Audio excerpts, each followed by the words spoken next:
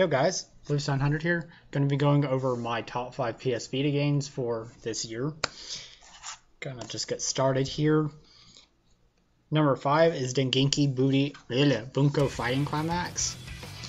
Now, I'm not a huge fan of fighting games. Now, like, as I say that, I'm not like avidly playing them, but I do enjoy one every once in a while. And this is definitely one that I really enjoy, especially anime fighting games. I definitely get into those a lot more than I do like Mortal Kombat and DC Universe, etc., you know, those kind of games. Injustice. Although Injustice does look pretty good. I do want to try it, but I don't think it's something I'm going to avidly play. Now, the one reason I like Fighting Climax so much is because there's a very nice mix of anime characters in here. You got Shauna from Shakugan no Shauna, Kiriki Hime from the Cell World. I can't remember. I haven't watched Sword Art Online yet, but it's the main character from there. You have the girl from the regular magic school. You have Taiga from Toradora. You have Karino from Oremo, and there's just different anime characters, and then you have support characters to use with those characters, and you can choose any of them you want. You can match up any character with any character, such as I can match up Rilahima, some from Shakugan no Shauna with Karino from Oremo, or Shauna with Haruyuki from the Cell World. So I can just, you can mix and match and do the support characters. And that's one of the reasons I like this game so much. There are a wide array of characters to choose from, and they all have different fighting styles. You have to get used to each one of them. Not all of them are exactly what I like, but I think there are people that, can master them better than I can. Such as my mains are Shauna, Kiriki Hime, and Taiga. Taiga, not as much. I mean, I can play as her, I'm just not the best. Shauna and Kiriki Hime, definitely my top 2. So, yeah. Anywho, number 4, Muramasa Rebirth. Made by the same company who made Odin Sphere. Muramasa Rebirth is actually a, rebirth of Muramasa, Blade of the Demon Blade? Muramasa the Demon Blade, I think. The Wii game, I don't know why I can't remember. But tells the story of 2 different protagonists that you can choose from. So I'm actually going to read from the back. Enter the vibrant, action-packed world of Muramasa. Become the possessed princess Momohime, or the fugitive ninja Kasuke, as you forge and collect the powerful demon blades to tear down your enemies. Now, this actually plays a little bit differently from Odin Sphere.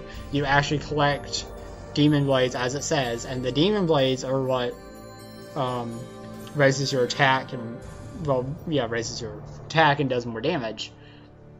Because you can't start with a sword and then it will just level up. Your character actually levels up, and then as your character levels up, your strength levels up, and you can forge different swords by having a higher strength. And that's something I really enjoy because I think it adds something different to it. I'm always, I do run into bumps every now and then because I have issues with, to make more swords, you actually have to get story swords. Like, there's certain swords that you only get by doing the story. So I haven't got those swords yet, which blocks me from making new ones.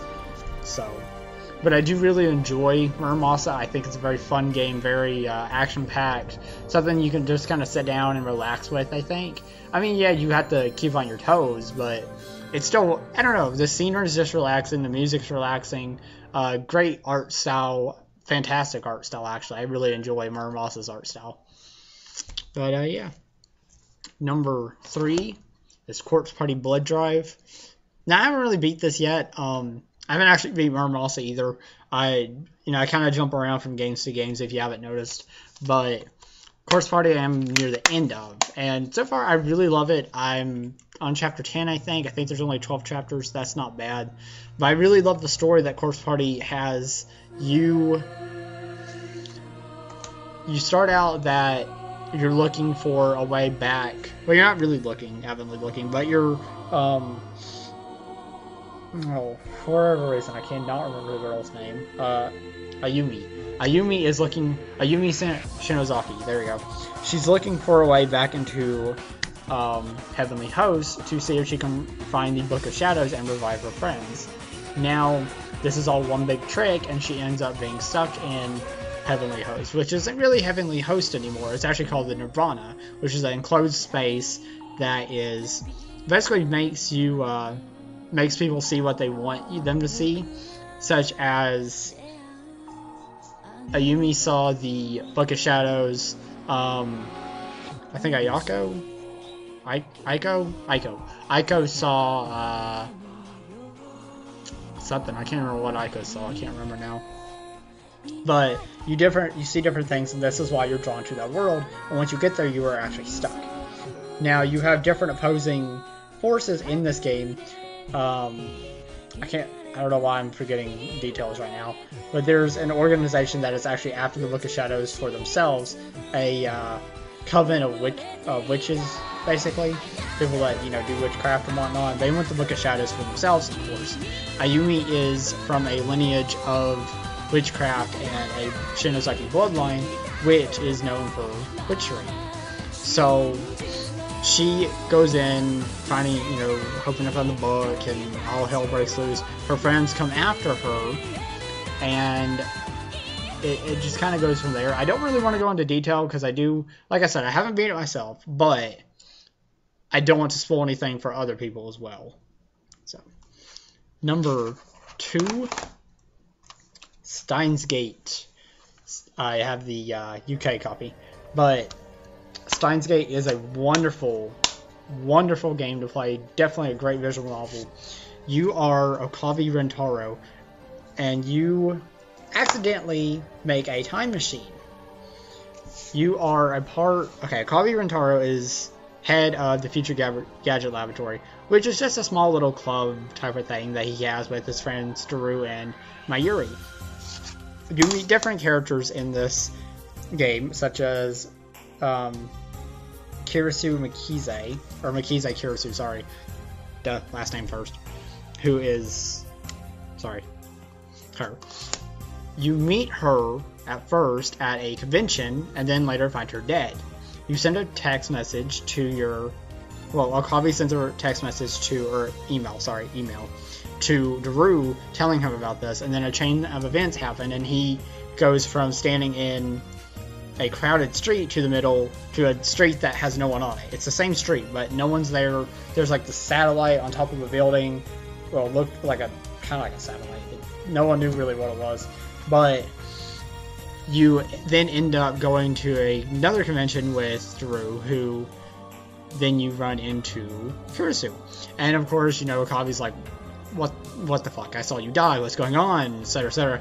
And it just goes on from there to finding out that the microwave, the phone wave, I think,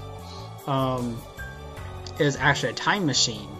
And you start by sending deed mails in the past that changed, the course of the future.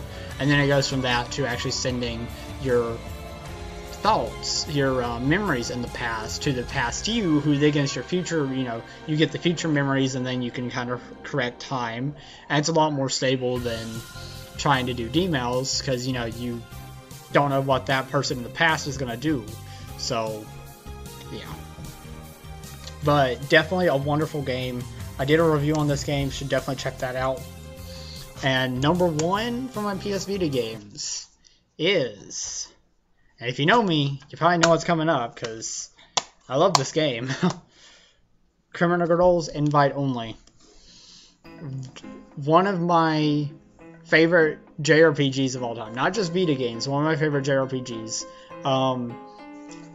Really likable characters in this game. Tons of funny story. I like the story that it has. It has in a sense, I don't really want to say like a really heavy story as far as a seriousness to it. As times there is seriousness to this story, and But then there's other times that's for like pure on humor and I'm laughing my ass off. So, with that said, you are brought from Earth down to Hell to, or well, not technically Hell, but you're in a redemption program leading these girls to redemption. They have done bad things in their life and they need to be redeemed. They need to go through redemption to be reborn to have another chance at life. Now, one of my favorite things about this game is the fact that you don't just level up and learn abilities. You do level up, you do get HP, you know, added strength, defense, etc. by leveling up. But to learn new skills, you have to motivate the girls. And by motivating them, you have to do little mini games, such as hitting them with electric switch, dropping liquids on them, kind of kinky stuff, honestly. There is some fog barrier in the game, which did get censored. I know a lot of people were kind of irritated with that, but it was censored to avoid a A rating, which more or less could have happened, maybe. But overall, you know, you do these motivations, you get new skills, and you just kind of keep going through the game that way. You get different things to motivate the girls with, like different mini games that you can play as you go along. They are story related, and you eventually get to the point where you do beat a boss, and then you get one of the endings. Each one of the girls has their own ending, but then there's added to it, because if you go through the boss again and do the secret code at the end, you get a secret dungeon. Or you, sorry, I'm wrong about that. That's another thing. That's later on. Sorry. If you go through the game again, you actually get to do a more added story to the game and get different characters, etc., etc. It's very, honestly, that was amazing. I thought it was very cool. And another really cool fact about this game is it's actually a remake of, well, a port/remake of Criminal Girls on the PSP, which we never got. It was a Japanese exclusive. But it added, this version actually added two more characters to the roster that you originally could not play as. So that was really awesome, I thought. And overall, the game just has a lot of value to it. A lot of time can be spent on the game. I'm not exactly sure how many hours, 50-some hours, 60-some, which is pretty nice for me. I mean, I like my games long, but I also like them not maybe like 500 hours long. Now, with that said, I've never really put 500 hours into a game before, but I think you guys get where I'm going with this. I think it's a nice paced game. And it's very challenging, actually. Some of the bosses are actually a very big pain in the ass. And you must grind for CM, which is what you use to motivate, but it's also used to buy recovery items and the sort. So I actually was grinding for a long time before the end of the last boss battle, because I needed recovery items, and that's one of the things that took me so long to beat the game. And I did get a platinum trophy on this as well. I got the platinum trophy on Steins Gate. I forgot to mention that, but it's one of those games I just had to. So yeah. Anywho, I hope you guys did enjoy my top 5 Vita games for this year. I can't wait to do another one next year. Probably going to do a top 10 next year. I think my Vita collection will probably grow quite a bit by then. But anywho, hope you guys did enjoy. Make sure to comment, like, subscribe, share my video. It does help me out as a small YouTuber. And I'll catch you guys later. Peace out.